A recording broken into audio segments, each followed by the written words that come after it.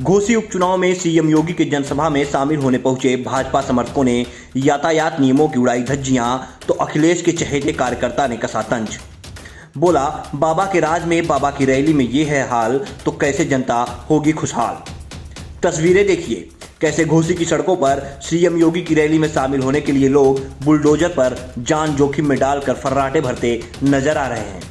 ये किसी गांव की नहीं बल्कि घोसी बाजार के मध्य सड़क की तस्वीर है।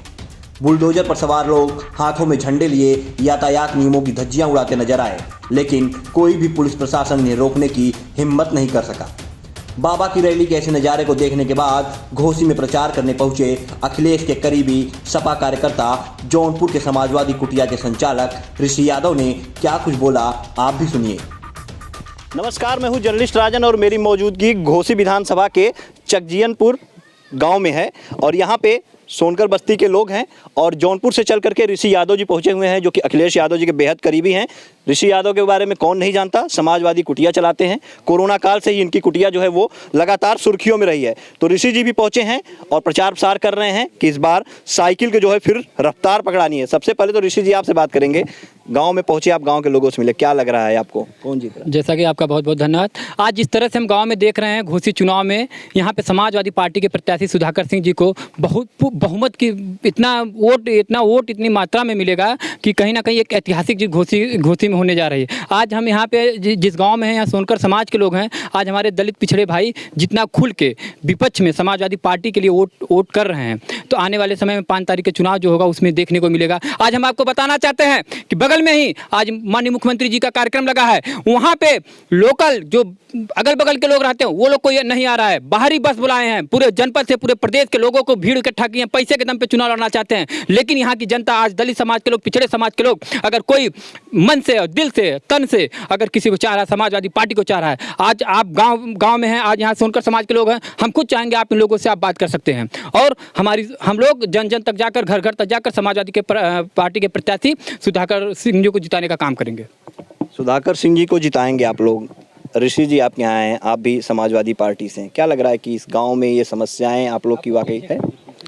देखिए, चूँकि यह जो है कि गांव पहली बार नगर पालिका में आया है और नगर पालिका से विकास की बहुत आस है और चूँकि यहाँ के चेयरमैन भी विकास करने में बहुत आगे हैं और चूँकि ये चुनाव है, उपचुनाव चल रहा है और हमारे समाज के, सोनकर समाज के, मैं समझता हूँ कि 90%, चूँकि मैं 100 नहीं कर सकता इसलिए कि 10% तो गड़बड़ सड़बड़ हो ही जाते हैं, लेकिन ये पहला ऐसा अवसर है कि सोनकर समाज का एक एक वोटर सुधाकर सिंह को भारी बहुमत से जिताने जा रहा है, भारी बहुमत से जिताने जा रहा है।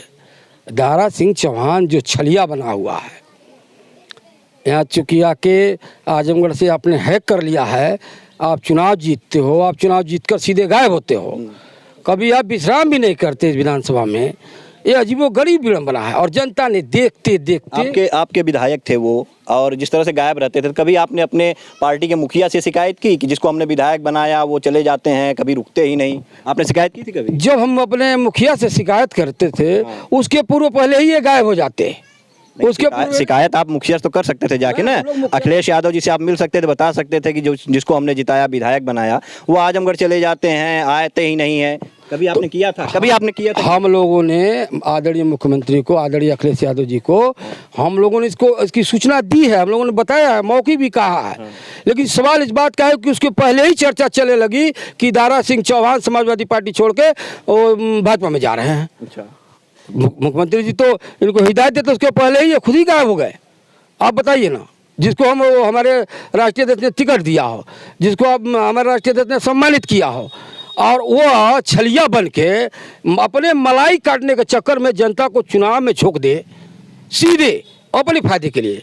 आप हमको सोचते हो कि आप समझते हैं कि आप जिधर चाहोगे उधर ही जनता जाएगी? क्या आप ईश्वर कोई भगवान हो क्या इस लोकतंत्र में? आप यह मान कर चलिए, इस बार के चुनाव में यह बुरी हाल से हारेंगे और फिर ये किसी भी सदन के सदस्य नहीं हो पाएंगे। इस घोसी लोकसभा से लेकर घोसी विधानसभा तक यही चीज़ आजमगढ़ के उपचुनाव में भी जो है समाजवादी पार्टी के लोग कहते रहे, आप लोग यही कहते रहे कि सपा का कमल सपा की साइकिल चलेगी, कमल मुरझा जाएगा, सपा का गढ़ है आजमगढ़, लेकिन सपा का गढ़ जो किला था वो तो ढह गया वहाँ पे, तो यहाँ कैसे कह रहे हैं? देखिए एक चीज़ आप जान लीजिए, जिस किला को ढाया गया, लोहे को लोहे से कटवाया गया। अगर भारतीय जनता पार्टी में ताकत होती, यादव को छोड़कर लड़ा देती चुनाव, उसकी औकात से पता चल जाती। आपने अंग्रेजों वाला काम किया, फूट डालो और राज करो।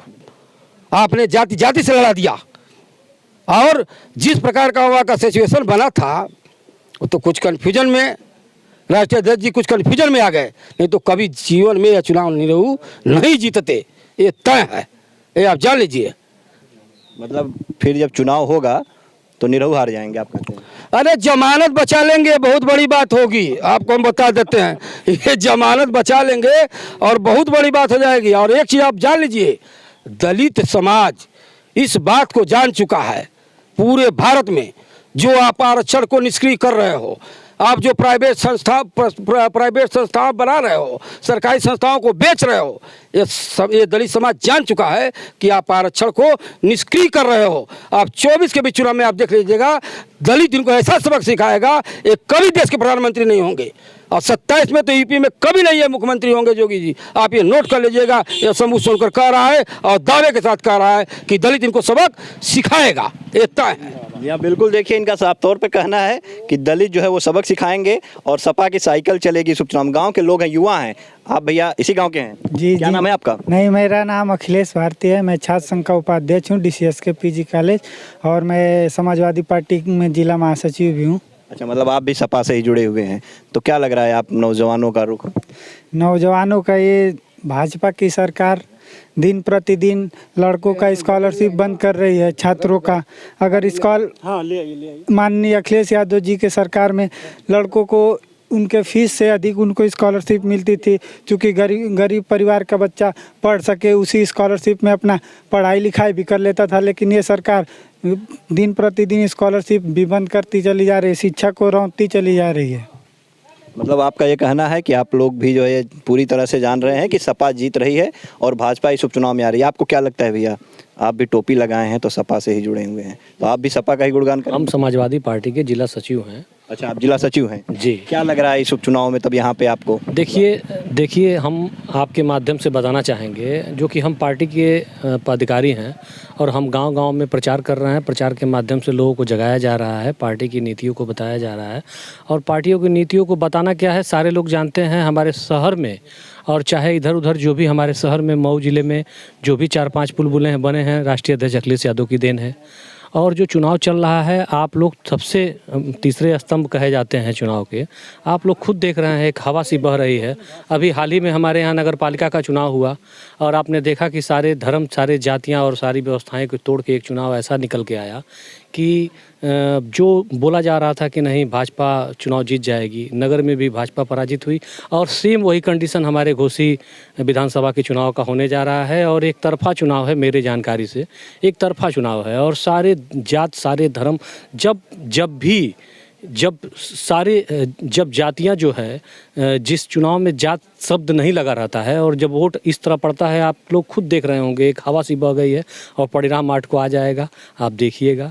जी हाँ, बिल्कुल देखिए, साफ तौर पे लोगों का कहना है कि चुनाव जो है वो एक तरफा है। समाजवादी पार्टी यहाँ जीत दर्ज करेगी और लगातार जो है सपा के बड़े बड़े नेता हैं, कार्यकर्ता हैं, वो जो है घोसी में डेरा डाले हुए हैं।